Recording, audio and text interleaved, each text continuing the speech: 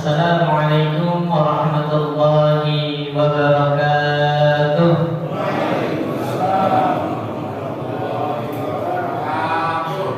Innal hamdalillah nahmaduhu wa nasta'inuhu wa nastaghfiruh wa na'udzu billahi min syururi anfusina wa min sayyiati a'malina. May yahdihillahu fala mudilla lahu wa may yudlilhu fala hadiya lahu. Allahumma shalli ala sayyidina Muhammadin sallallahu alaihi wasallam sayyidil ummah wa ala alihi wa sahbihi wa man tabi'ahu ila yaumil qiyamah. Amma ba'du. Faqala Allah ta'ala fil Qur'anil Karim, a'udzu billahi minasy syaithanir rajim. Bismillahirrahmanirrahim. Qul siru fil ardi fanzuru kaifa kana 'aqibatul ladzina min qabl kana aktsaruhum musyrikun. Shadaqallahul 'azim. Wa qala Rasulullah sallallahu alaihi wasallam, "Batufta'an al-Qastiniyah fala ni'mal amiru amiruha wa la ni'mal jaishu dzalikal jaish." Shadaqallah wa shadaqa Rasulullah wa nahnu ala ma qala khaliduna wa raziduna wa habibuna minasy syahidin syakirin bi qalbin salim. Pertama-tama yang saya hormati para alim ulama, para asatidz, para sesepuh, para orang tua kami, juga yang saya hormati para pengurus DKM Mushola Alfiyah Al-Istiqamah, juga Bapak Ibu jamaah salat maghrib, jamaah pengajian taklim rutin mingguan Mushola Al-Alfiyah Al-Istiqamah. Mohon izin sebelumnya kami duduk di sini. Insyaallah sama-sama kita akan membahas sedikit mengenai kisah sejarah salah satu kesultanan yang paling besar di sejarah Islam. Insyaallah sama-sama kita bermuzakarah, kita mengambil hikmah yang bisa kita ambil, kemudian bisa kita terapkan di kehidupan kita ke depannya. Namun sebelum itu, bapak-bapak, ibu-ibu, pertama-tama marilah kita panjatkan puja-puji syukur kita kehadirat Allah Subhanahu wa taala yang berkat nikmat dan karunia-Nya. Alhamdulillah di akhir pekan ini yang mau masuk pekan baru, alhamdulillah Allah Subhanahu wa taala masih berikan kesempatan kepada kita untuk sama-sama hadir, sama-sama duduk bermuzakarah dalam majlis ta'lim ini. Insyaallah kita pahami, kita sadari betul bahwasanya duduknya kita di sini bukan merupakan suatu kebetulan, bukan merupakan sesuatu yang biasa. Tapi yang perlu kita sadari di sini bahwanya bisanya duduk kita di sini sama-sama kita berusaha untuk terus lebih baik dengan menambah pengetahuan yang meningkatkan keimanan, keislaman kita. Ini merupakan tanda bahwasanya Allah Subhanahu wa taala masih menginginkan kebaikan kepada kita. Dari mana kita tahu hal ini? Dari sebuah hadis Rasulullah sallallahu alaihi wasallam yang masyhur, yang sudah mungkin semuanya sudah menghafalnya.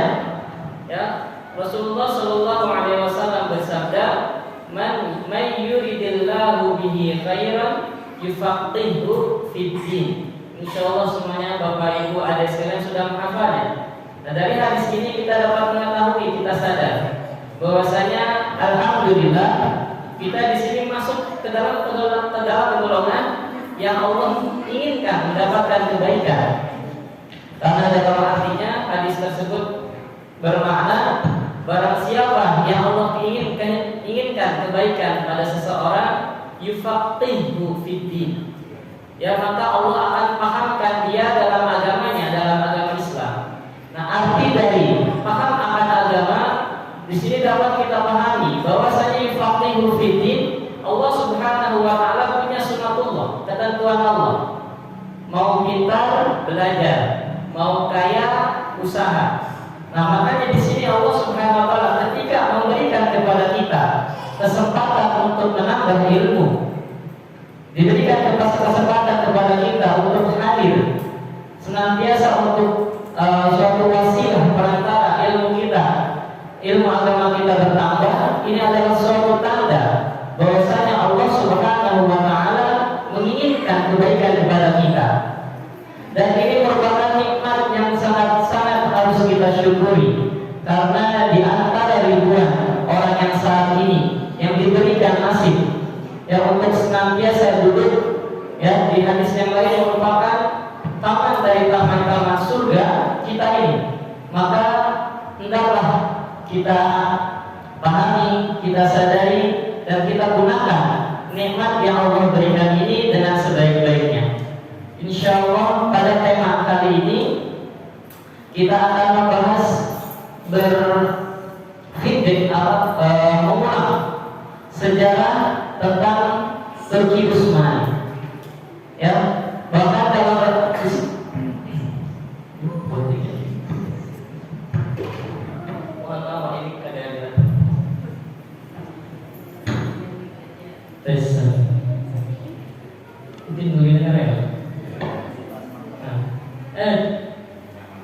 untuk kali ini ya insyaallah kita tahu dari ayat yang tadi dibacakan oleh Al-Fatih.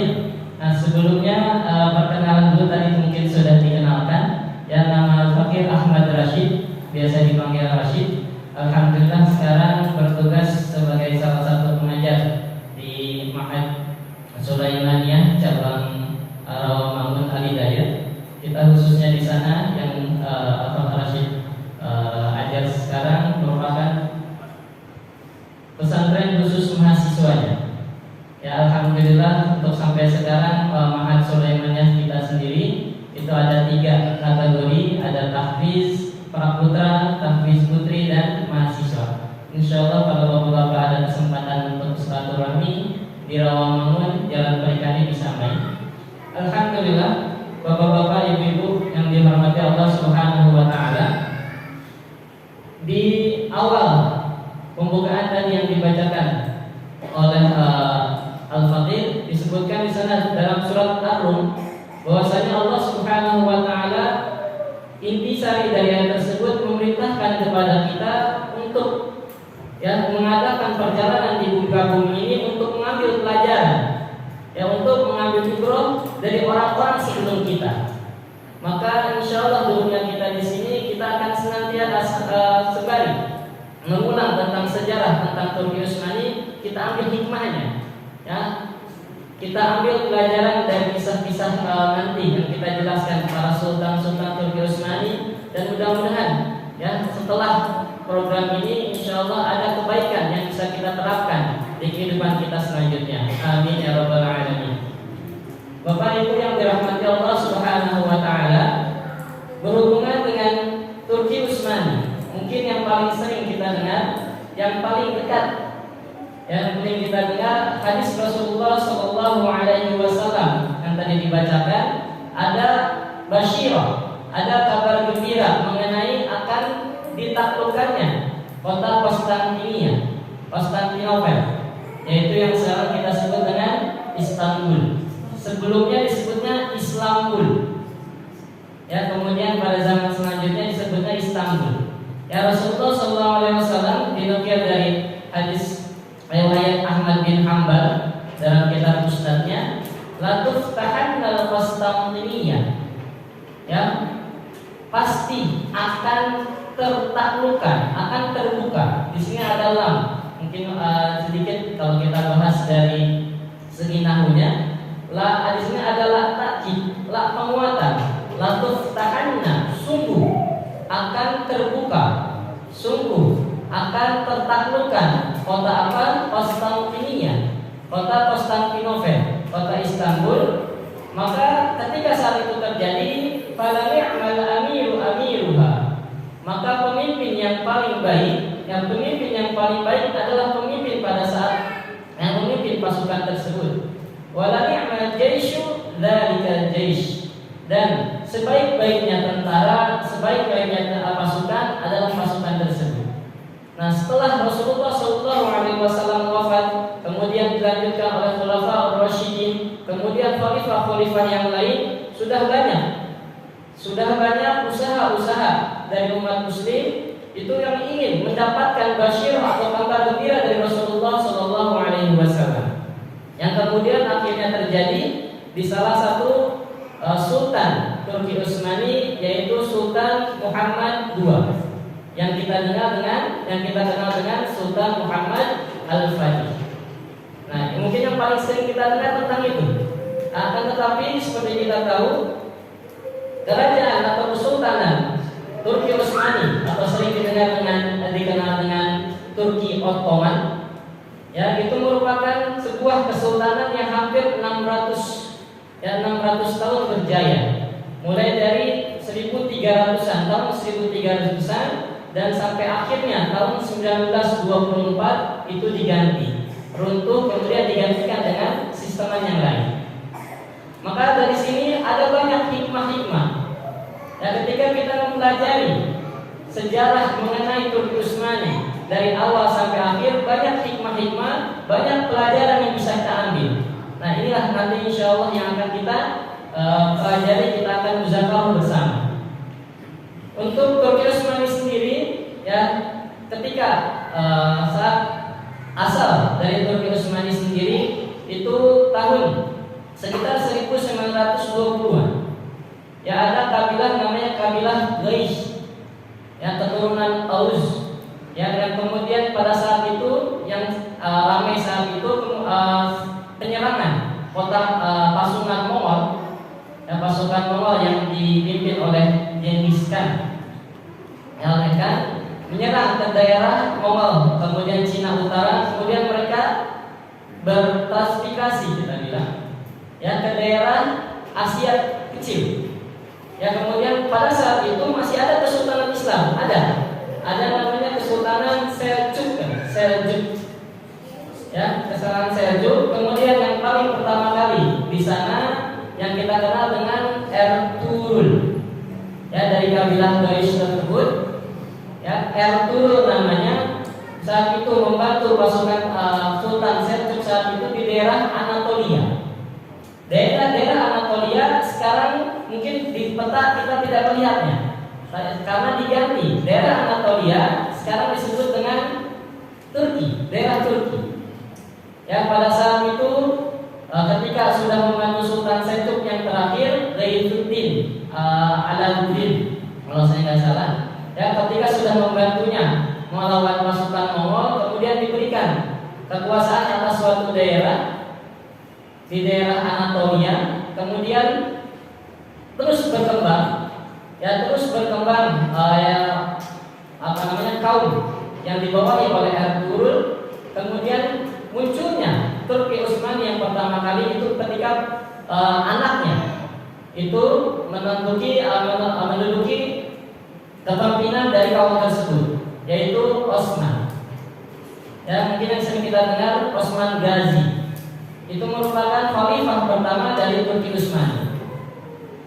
Hadirin Bapak yang dirahmati Allah Subhanahu wa taala, di antara khalifah-khalifah Turki Utsmani mungkin ada beberapa saja, ya, yang sering kita dengar, yang prestasi-prestasinya itu sudah sering kita dengar.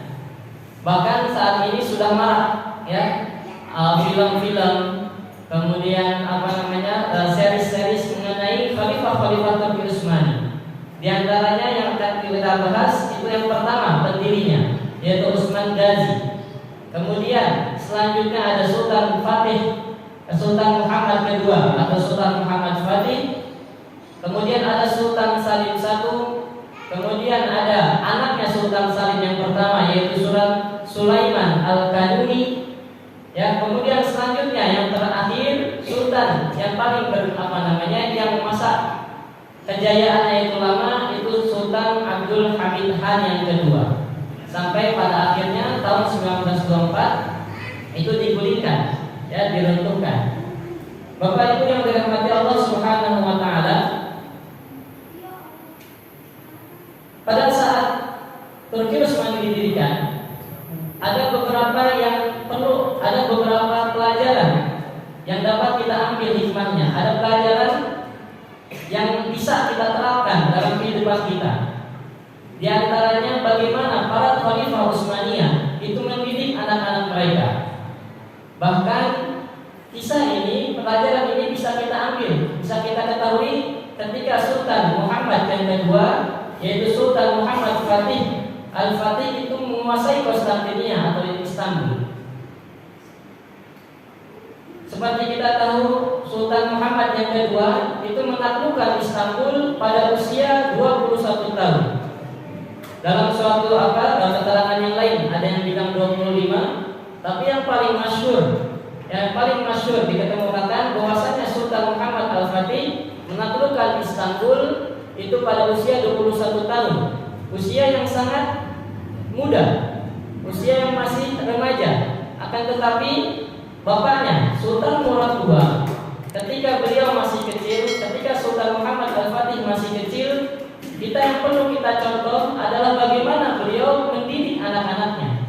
Bagaimana beliau mendidik Sultan Muhammad Fatih yang kedua, baik dari segi pendidikan umumnya, baik dari strategi perang, kemudian mengenai cara memerintah, bersosialisasi, bahkan pada usia yang muda Sultan Muhammad Fatih yang kedua itu menguasai lebih dari 6 bahasa.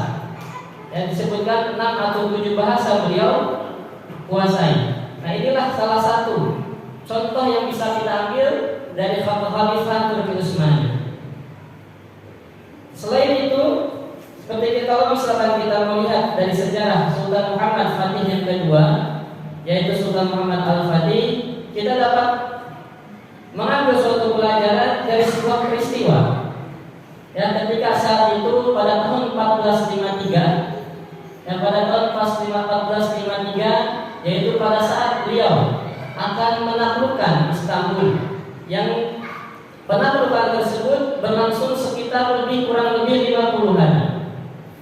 Ya, pada saat 50 hari tersebut, ketika beliau dan bersama pasukannya akan melaksanakan sholat Jumat yang pertama pada di sana, saat itu ada suatu kendala.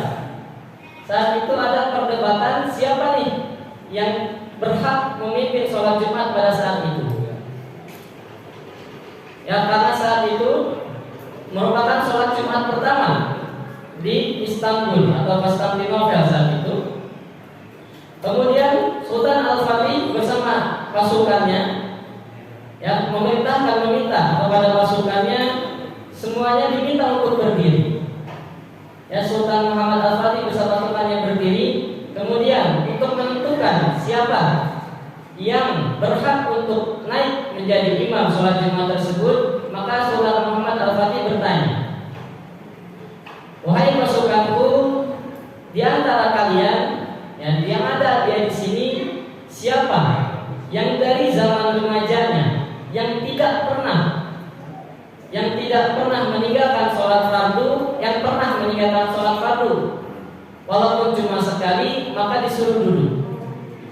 Maka pada saat itu tidak ada satupun tentara Sultan Muhammad Al-Fatih yang nantinya akan menaklukkan Konstantinia atau Istanbul yang duduk. Ini menunjukkan apa? Bahwasanya semuanya tidak pernah ketinggalan sholat fardu.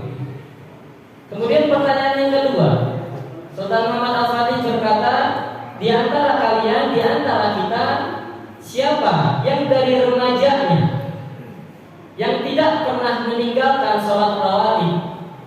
Sholat rawatib kita tahu, yaitu sholat yang dilaksanakan sebelum dan setelah sholat fardu. Maka sebagian saja tentaranya yang duduk, masih banyak yang belum duduk, masih belum ketemu siapa yang menjadi imam sholat Jumat pertama tersebut. Kemudian pertanyaan ketiga dari Sultan Muhammad Al-Fatih kepada tentaranya, di antara kita di sini, di antara kita yang akan pergi untuk meninggalkan menaklukkan Istanbul ini, siapa yang dari atil balik sampai sekarang itu tidak pernah meninggalkan sholat tahajud di tengah malam? Maka pada saat itu semua pasukan semuanya terjadilah pemandangan yang sangat mengherankan atau menghebohkan. Semuanya duduk. Semua tentaranya tinggal satu yang belum duduk. Siapakah dia? Sultan Muhammad Fatih tersebut. Di sini bisa kita ambil pelajaran, bapak-bapak, ibu-ibu, bagaimana ketika pasukan tersebut ingin menaklukkan, ingin pergi berjihad, menaklukkan Istanbul, menjemput kabar gembira yang dijanjikan oleh Rasulullah SAW. Bukan hanya teknologinya, bukan hanya persiapan perangnya saja, tapi ada persiapan yang jauh lebih penting dari itu, yaitu persiapan ma'nawiyah kita, keimanan kita. Kita bisa ambil pelajaran dari pertanyaan-pertanyaan Sultan Muhammad Al-Fatih tersebut. Di antara pasukan, sekitar ada 4.000 pasukan yang akan menaklukkan Istanbul, tidak ada yang meninggalkan sholat. Yang pertama, sholat fardu. Kemudian yang kedua, hanya sebagian kecil yang meninggalkan sholat rawatib. Ya, sholat rawatib, sholat ba'diyah maghrib, ba'diyah isya dan lain-lain, sebagian kecil saja. Kemudian pemimpinnya, pemimpin yang merupakan amiruha, pemimpin yang sebaik-baiknya pemimpin, beliau tidak pernah meninggalkan sholat tahajud mulai dari beliau aqil balik.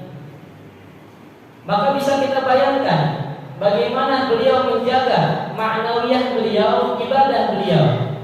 Ya, bagaimana beliau senantiasa berusaha untuk menjalankan sunnah-sunnah Rasulullah SAW.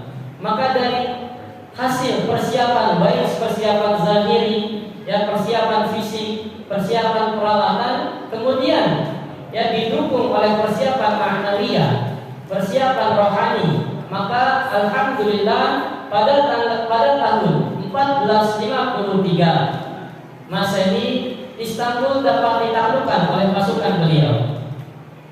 Ini merupakan suatu pelajaran, suatu hikmah yang bisa kita ambil. Saat ini ketika kita akan menyiapkan diri kita, maka jangan dilupakan ma'nawiyah, persiapan rohani, persiapan ma'nawiyah yang sangat penting. Karena ketika seseorang sudah dekat dengan Allah Subhanahu wa taala, maka semua keinginan, tujuan, harapan, insyaallah Allah lah yang akan memberikannya kepada kita. Bapak-bapak, ibu-ibu yang dirahmati Allah Subhanahu wa taala, itu sedikit pelajaran yang bisa kita ambil dari salah satu Sultan Turki Utsmani yang bernama Sultan Muhammad II, yaitu yang kita kenal Sultan Muhammad Al-Fatih. Kalau di Turki biasanya disebutnya Sultan Mehmed yang kedua, karena di sana ada kebiasaan nama Nabi Muhammad SAW yang mulia itu ketika akan dipakai oleh orang-orang biasa itu diganti sedikit jadi Mehmed. Jadi tidak serta-merta langsung menggunakan Muhammad. Contohnya seperti yang lain, Ahmad dipanggilnya Ahmed. Ya, seperti itu. Ya, sama juga Muhammad Sultan Muhammad Fatih diganti oleh Sultan Mehmed Fatih. Itu merupakan takzimnya beliau kepada nama Nabi Muhammad SAW. Karena pada suatu kita mungkin saja namanya Muhammad, tapi kelakuannya berbeda misalkan dengan yang dicontohkan oleh Rasulullah SAW. Kemudian ketika akan menasihati atau membetulkannya, maka mereka tidak ingin menggunakan nama Muhammad. Makanya diplesetin atau diganti sedikit menjadi Mehmed. Seperti itu untuk nama. Sultan Muhammad Fatih yang kedua merupakan Sultan ke-7. Sultan ke-7 dari dinasti Turki Utsmani. Yang pertama tadi ada yang pendirinya namanya Osman Ghazi. Yang kedua ada namanya Orhan Ghazi disebutnya. Kemudian yang ke-7 langsung saya lengkap, ada namanya Sultan Muhammad kedua. Karena di antara 36 Turki Utsmani memiliki 36 sultan. Namanya sama itu juga. Kalau enggak Osman, Muhammad, kemudian ada Ahmed, Murad, Biazi, dan yang terakhir ada Sulaiman. Bedanya apa? Tambahin Sulaiman 1, 2, 3. Kemudian memiliki lakopnya sendiri. Nah, Sultan Mehmed yang kedua atau yang dikenal dengan Al-Fatih itu merupakan Sultan ke-7 yang menaklukkan Istanbul pada tahun 1453 Masehi. Dalam ketika itu usia 21 tahun.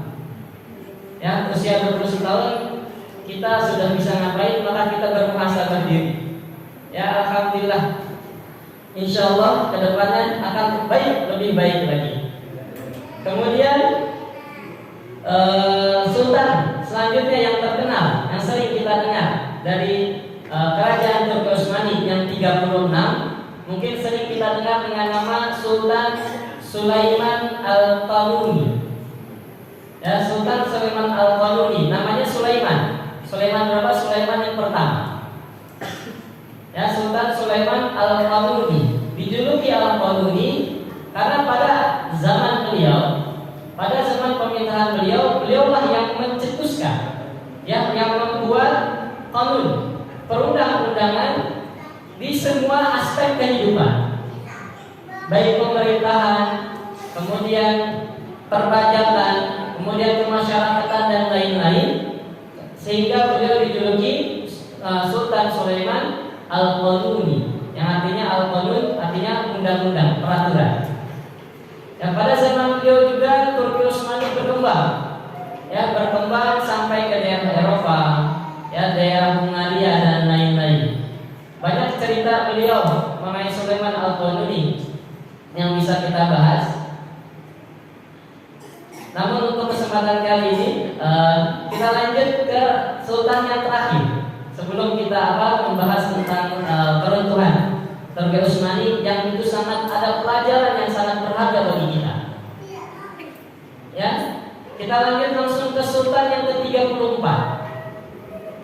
Ya, 1, 7 langsung 34 ya Bapak. Soalnya kalau misalkan masalah sejarah nggak cukup untuk sekarang. Yang kita ambil yang menurut saya kita bahas sekarang, insya Allah bisa ditambah dengan membaca sejarah lagi yang lain.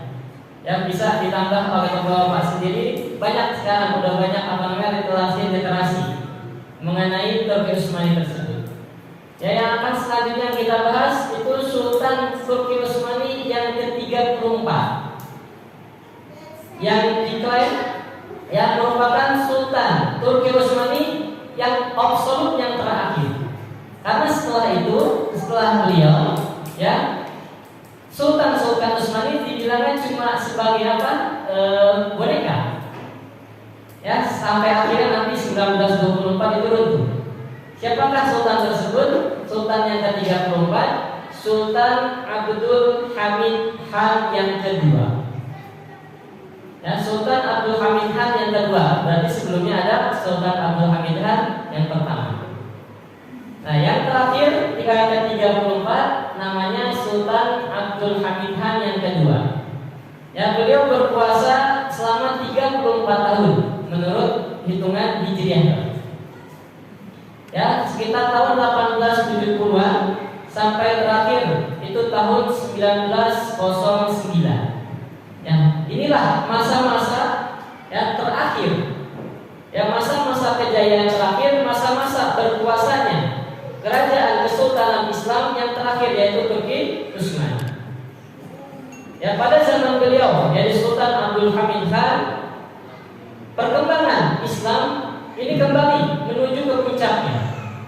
Bahkan di Turki Utsmani pada saat itu dibangun lebih banyak lagi madrasah-madrasah, sekolah-sekolah, maktab-maktab, atau kita bisa sebut sekarang maktab perpustakaan-perpustakaan, dan tempat belajar untuk orang-orang Islam.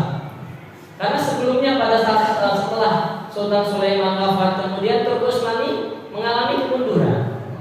Ya, kemudian yang terakhir yang kita bahas sekarang, Sultan Abdul Hamid Han, ini umat Islam seperti memegang haibahnya lagi, yang punya wibawa lagi di antara negara-negara kekuatan-kekuatan yang ada di Eropa ataupun Rusia.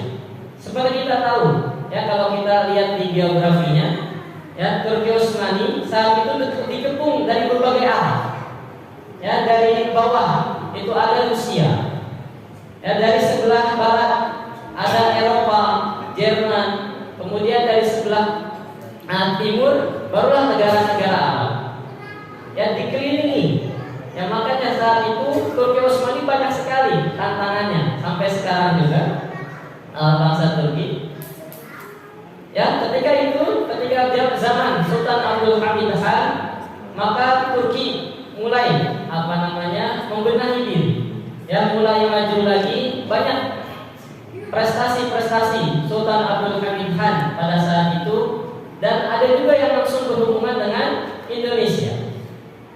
Ya, salah satunya kalau bapak-bapak mungkin nanti main ke Aceh, ya di sana ada yang namanya Syahid Der namanya. Di situ ada makam-makam tentara-tentara Turki yang dikirimkan oleh Turki Utsmaniyah pada zaman Sultan Abdul Hamid Han yang kedua, yang mendarat di Turki atas permintaan dari Sultan saat itu di Aceh.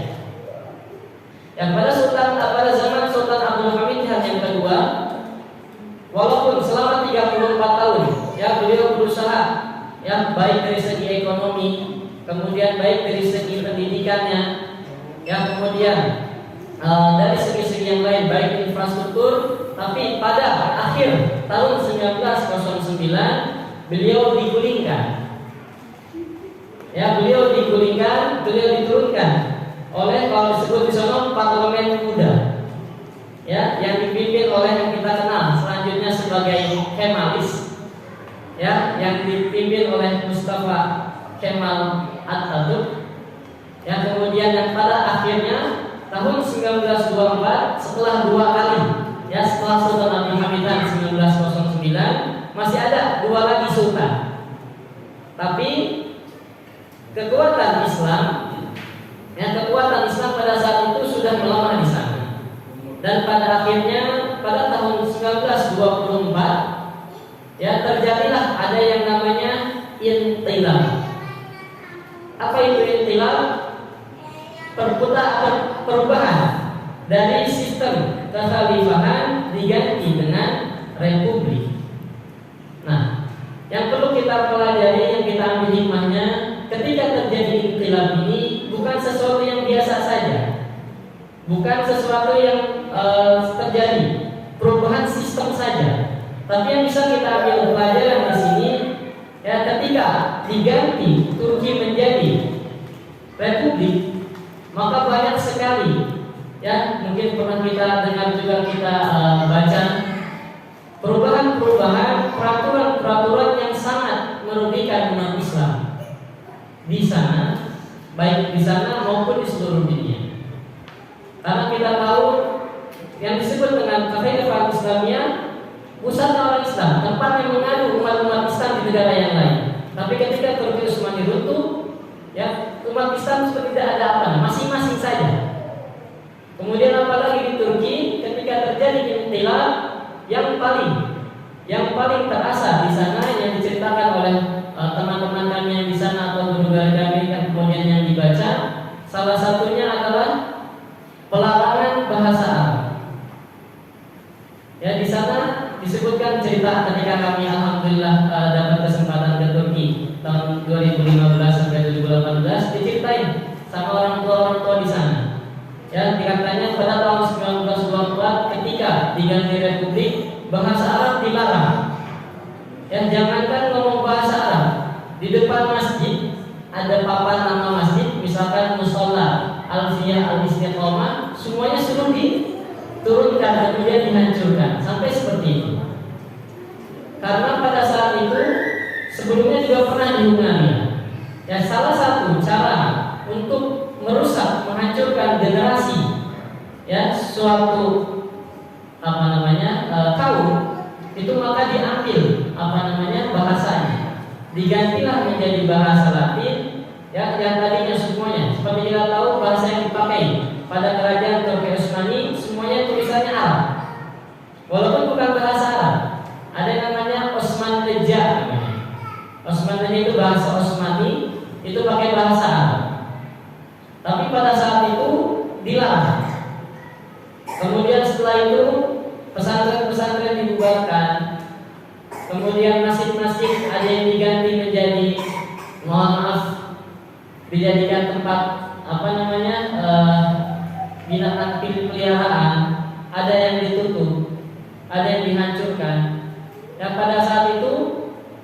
ditutup semua kemungkinan umat-umat Islam itu kembali kepada agamanya. Nah, di sini merupakan suatu pelajaran yang sangat berharga bagi kita. Mungkin kita sekarang terkenal ya, orang Indonesia, bangsa Indonesia di Turki pun sama.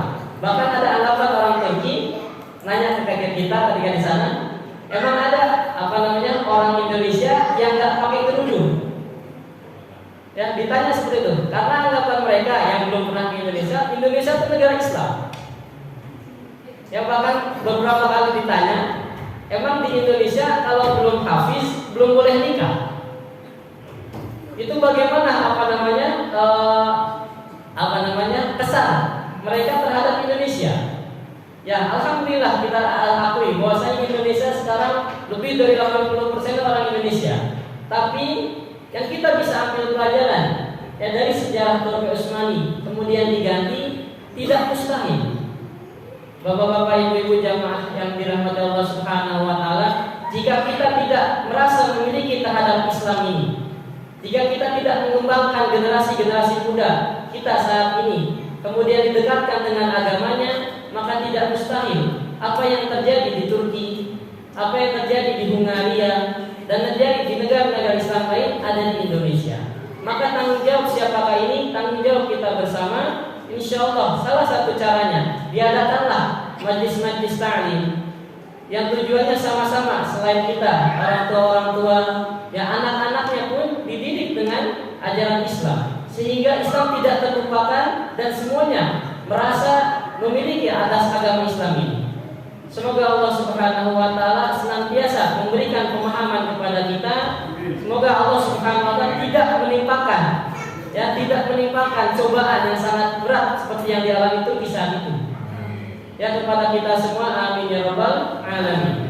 Sebagai tambahan, pada saat itu kita tahu 1924 sampai tahun 1950 azan pakai bahasa Arab dilarang.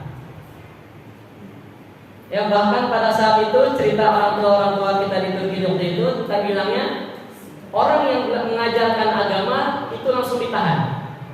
Bahkan katanya nggak sedikit katanya istri yang melaporkan suaminya yang baca Al-Quran. Sampai seperti itu, sampai jauhnya umat bangsa Turki saat itu terhadap Islam. Maka alhamdulillah sekarang Turki alhamdulillah makin membaik. Tidak sampai pada seperti tahun 1924 sampai tahun 1960. Tapi yang perlu kita ambil pelajaran di sini tadi, ya, ketika kita saat di Indonesia sendiri, ketika kita makin jauh misalkan, ya dengan agama generasi kita, ya semakin jauh, ya dengan agama Islam, dengan belajar Islam, maka tidak mustahil, ya apa yang terjadi, karena sejarah itu katanya berulang. Ya, seperti roda yang berputar. Ya, maka oleh karena itu sama-sama kita jaga agama Islam ini. Mudah-mudahan Allah Subhanahu wa taala senantiasa menjaga keistiqomahan kita, ya menjaga generasi-generasi kita hingga kita tetap bisa nikmat ya menjalankan agama Islam tanpa adanya was-was, tanpa adanya rasa takut, tanpa adanya takut diawasin segala macam. Mungkin itu saja untuk kesempatan kali ini. Banyak hikmah, masih banyak lagi yang bisa kita ambil dari sejarah orang-orang zaman terdahulu kita. Mudah-mudahan kita dapat memahaminya dan mengamalkannya ya di kehidupan kita kelak. Amin ya rabbal alamin. Mungkin itu aja materi sedikit mengenai tentang Turki Utsmani. Kurang lebihnya mohon maaf. Dilanjutkan kami serahkan kepada. Assalamualaikum warahmatullahi wabarakatuh. Ya, saya ada sedikit pertanyaan masalah kejayaan dan kerukunan Islam di Turki, terus di Syam, Syria, sama sekarang di yang dulu sejarah Cordoba, yang sekarang lagi hangat-hangatnya mungkin kita sudah lupa, Islam di Uighur. Nah, kita sebagai umat Islam di Indonesia jangan terlalu larut, karena peraturan-peraturan sekarang mulai kebiri umat Islam. Yang saya pertanyakan ini Ustaz, kita jangan, maksud saya kita jangan terlalu terlena gitu dengan dulu zaman saya kecil Islam di Indonesia 95%. Sekarang kalau nggak salah cuma 80%, mungkin nggak sampai sekarang karena sudah masuk yang namanya teknologi HP. Kalau dulu zaman saya kecil, ya mungkin anak saya masih kecil, itu main HP tabu sampai saya ganti ke HP. Tapi sekarang udah peraturan pakai HP semua keluar rumah. Jadi saya minta pencerahan dari Ustaz, jangan sampai peristiwa di Eropa, di Turki, sejarah di Turki, terus sejarah di Syam, yang lain-lain di Timur Tengah dan Eropa, jangan sampai terulang. Karena sejarah sekarang bukanlah kayak dulu lagi. Sekarang kalau saya perhatiin kayak di Uyghur itu, mungkin di Indonesia jangan sampai terjadi kayak di Uyghur. Terima kasih Ustaz, saya minta pencerahannya. Assalamualaikum warahmatullahi wabarakatuh.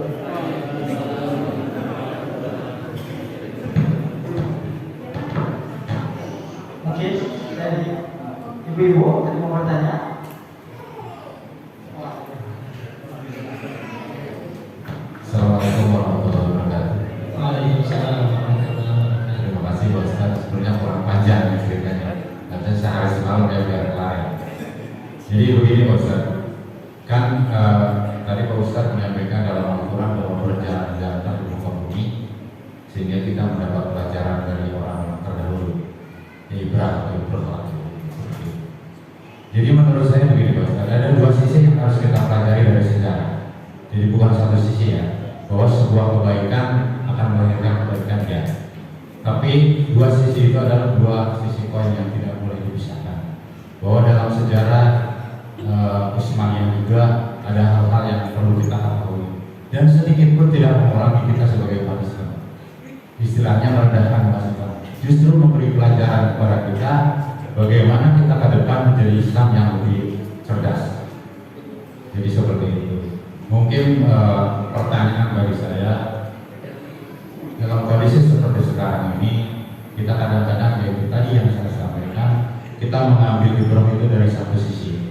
Maka saya punya keyakinan kalau misalkan ibrah itu diambil dari satu sisi yang tadi disampaikan, kita ke depan tidak akan menjadi umat muslim yang cerdas dan menguasai dunia.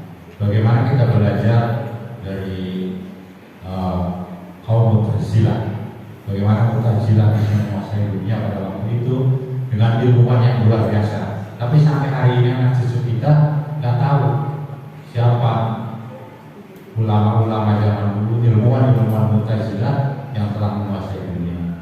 Saya rasa saya berikan bagaimana kita menghadapi situasi saat ini sehingga kita bisa mengambil pelajaran dari semua kisah masa lalu sehingga tidak menjadikan masa lalu sebagai apa yang harus kita lakukan saat ini atau mungkin itu satu-satunya jalan keluar untuk saat ini. Terima kasih Ustaz. Assalamualaikum warahmatullahi wabarakatuh.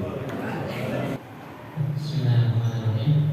Untuk mencoba menjawab pertanyaan yang pertama ya Pak. Insyaallah ini sebenarnya bukan pencerahan, ini cuma jawaban dari saya sendiri. Insyaallah masih banyak dari bapak-bapak ibu yang lain yang bisa memberikan jawaban yang lebih baik. Bismillahirrahmanirrahim. Allahumma sholli ala sayyidina Muhammad. Untuk pertanyaan yang pertama, mungkin itu merupakan suatu keresahan ya, keresahan kita semua, ya, keresahan orang tua, bapak, ibu-ibu mengenai keadaan, ya, keadaan yang kita lihat langsung sendiri, ya, karena alhamdulillah ketika ada keresahan ini, insya Allah ini merupakan salah satu tanda bahwasanya kita ingin lebih baik. Ya, alhamdulillah kalau misalkan ada orang yang masih resah, ya, dengan keadaan yang tidak baik ini, insya Allah ini merupakan salah satu pertanda bahwasanya kita ingin untuk generasi kita ke depannya itu akan menjadi lebih baik. Karena kalau misalkan nggak ada yang resah, kayak bapak misalkan awam perwakilan, maka dibiarkan saja, ya, maka bisa saja sesuatu yang tidak kita inginkan, ya, yang sebelumnya pernah terjadi, itu bisa terjadi kembali. Untuk berkenaan tentang generasi kita lebih kita ya, generasi kita saat ini, maka yang pertama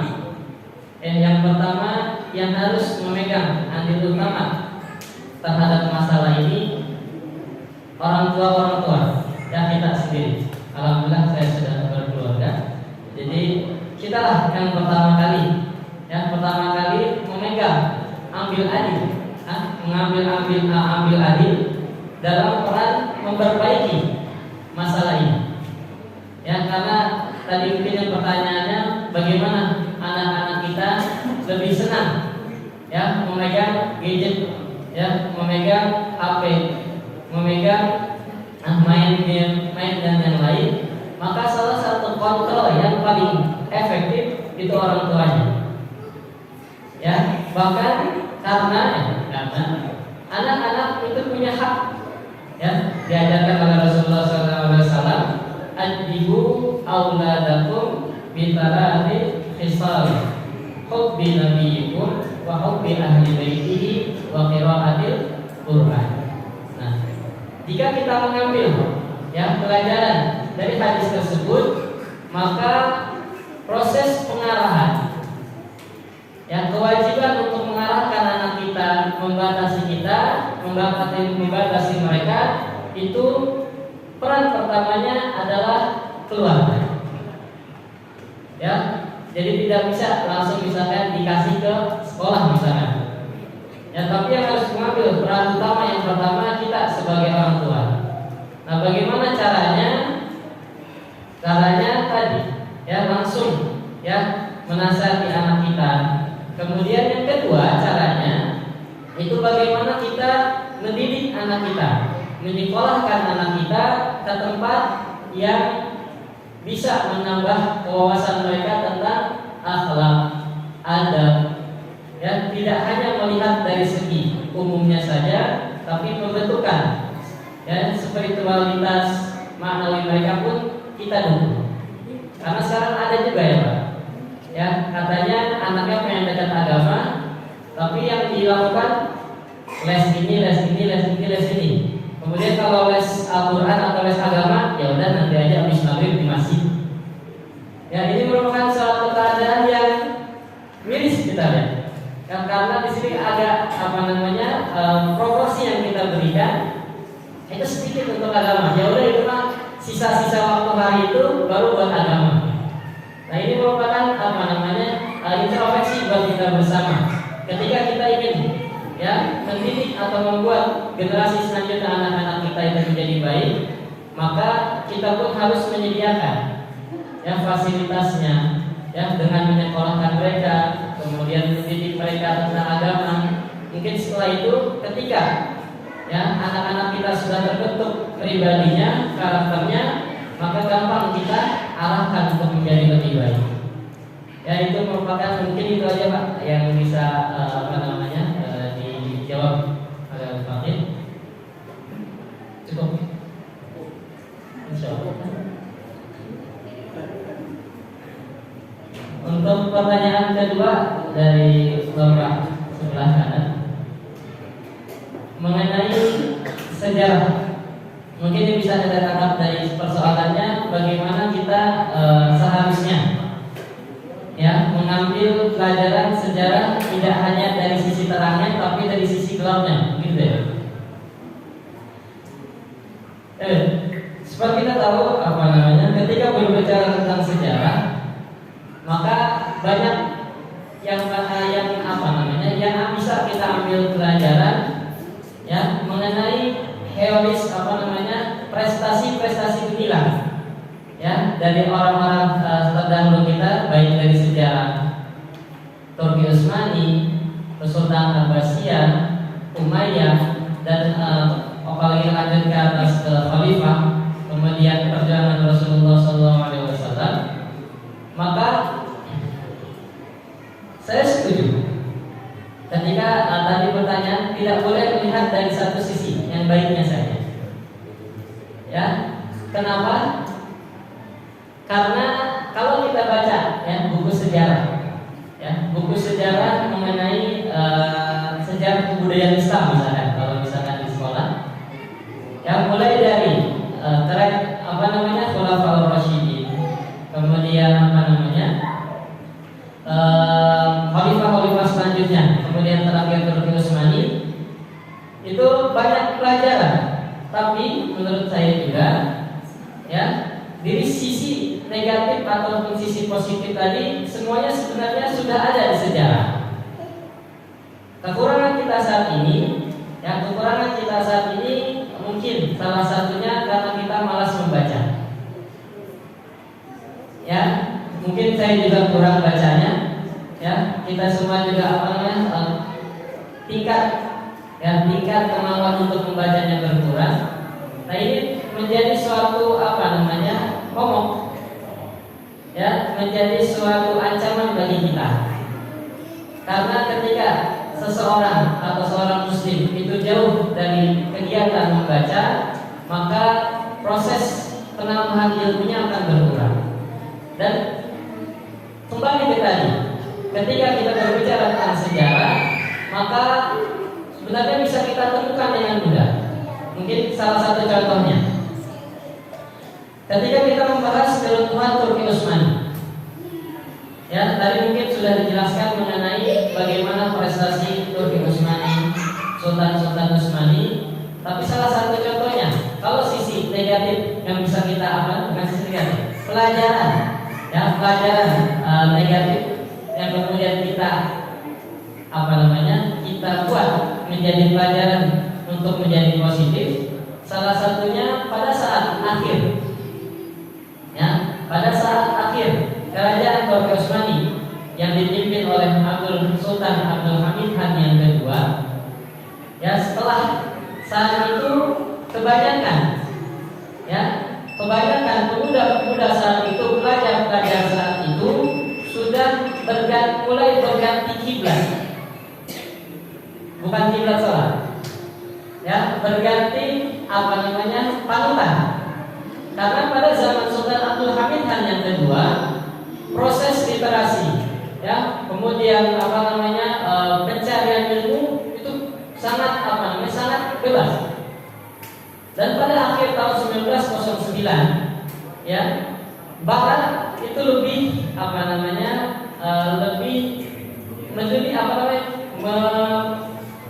lebih populer, lebih mendunia, dan lebih dipegang sama pelajar-pelajar saat ini. Bahkan yang tadinya menggulingkan Sultan Abdul Hamid Han yang kedua, ya, itu salah satunya berkat doktrin, berkat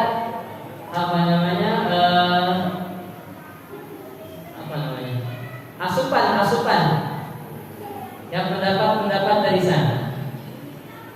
Dan itu terjadi yang sangat mempengaruhi sampai runtuhnya Turki Utsmani. Nah, tugas kita sekarang, ya, bagaimana ketika sudah tahu tadi ada positif, ada negatifnya, kita ambil pelajaran. Semoga kedepannya kita mendapatkan bisa membuat formula, ya, membuat rumusan masalah, solusi bagaimana generasi selanjutnya tidak sampai seperti itu. Mungkin itu yang bisa disampaikan, Pak. Mudah-mudahan nanti bisa ditambahkan. Bismillah, Assalamualaikum warahmatullahi wabarakatuh.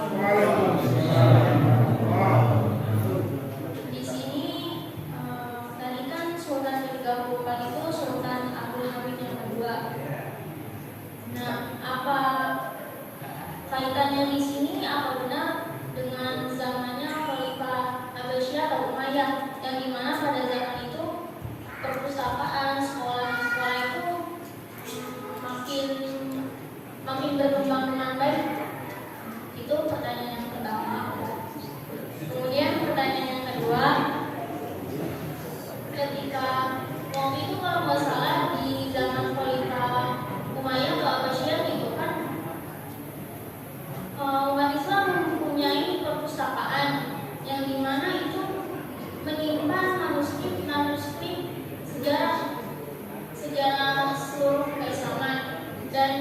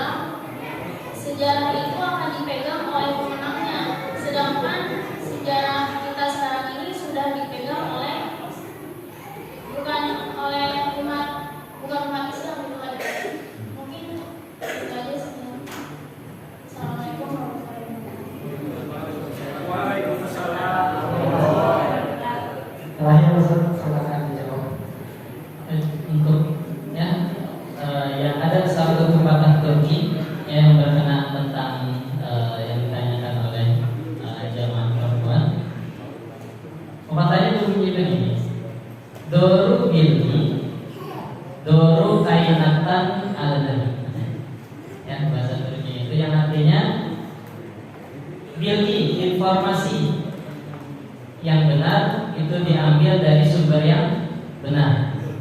Mungkin itu yang berhubungan dengan yang tadi ditanyakan. Ya, pada zaman Sultan Abdul Hamid Khan yang kedua, yang pada saat itu mekteb-mekteb atau perpustakaan sangat banyak. Bahkan ketika bapak ibu-ibu mau baca tentang banyak karangan tentang Sultan Abdul Hamid Khan, itu ada 6 kategori, ya 6 peninggalan beliau yang sangat yang sangat luar biasa. Ya, salah satunya mungkin ibu bapak pernah dengar, ya, peninggalan beliau yang paling itu merupakan beliau menggagas adanya kereta api dari Istanbul ke Madinah atau ke Mekah Al-Mukarramah. Nah, di samping itu yang berkenan salah satu proyek beliau ketika 34 tahun menjabat, beliau sudah banyak membuat ada yang namanya maktab-maktab dan madrasah-madrasah. Ya, baik di Turki sendiri maupun di daerah kekuasaan atau di daerah-daerah yang berhitung kepada Turki Utsmani saat itu. Nah, kemudian makanya saat itu salah satu pendiri dari pesantren Sulaimaniyah yang bernama Syekh Sulaiman Hilmi Tunahan, yang beliau merupakan salah satu pendiri dari pesantren Sulaimaniyah yang ada di Indonesia, yang alhamdulillah pusatnya di Turki. Beliau pada tahun 1888 lahir, kemudian berpapasan ya dengan zamannya Sultan Abdul Hamid Khan yang kedua. Ya, pada saat itu beliau tinggal, ya, Sultan Sulaiman Hilmi Tunahan tinggal di Georgia, ya, di Bulgaristan, kan? Ya, kemudian ya salah satu yang menandakan bagaimana ya berkembangnya ilmu agama pada zaman Sultan Abdul Hamid Khan, beliau yang Sultan Syekh Sulaiman Hilmi Tunahan untuk belajar ilmu agama Islam yang lebih dalam, beliau hijrah, ya, beliau pergi ke Istanbul, ya, untuk mengikuti pelajaran atau sekolah madrasah selanjutnya di sana sampai mendapat gelar Dersi Am. Maka itu salah satu yang menunjukkan bahwasanya Turki pada zaman beliau itu dari segi ilmu pengetahuan sangat berkembang, dan salah satunya didukung dengan banyak-banyak perpustakaan dan lain-lain. Kemudian kalau berbicara tentang pertanyaan yang kedua, bagaimana sih memilih dan memilah sumber yang dapat dipercaya, ya, untuk dijadikan referensi, ya, untuk pengetahuan agama kita, ya, misalkan baik dari sisi sejarah, ya, bukan sejarah saja, ya, baik sejarah, pengetahuan agama, baik itu ilmu fikih dan lain-lain. Ya, bagaimana caranya? Ya, bagaimana caranya? Cara yang paling mudah, ya, cara yang paling mudah itu bertanya kepada guru-guru kita yang kita akui keilmuannya dan kita anggap soleh. Itu yang pertama. Jadi bukan bertanya kepada Mbah Google, misalkan masih dapat, ya, atau langsung dicari di browsing akhirnya ketemu. Tapi cara yang paling salah, ya, pertama kali kita bertanya kepada guru-guru kita, ya, ustaz kita yang kita yakini keilmuannya, kesolihannya. Kemudian cara yang kedua itu kita lihat juga, ya, penerbitnya biasanya. Ya, setelah ada dapat rekomendasi, ya, dapat referensi dari guru-guru kita, ya, maka kita lihat, karena cetakan-cetakan kadang-kadang banyak yang ketika sudah ditasnif itu banyak kesalahan.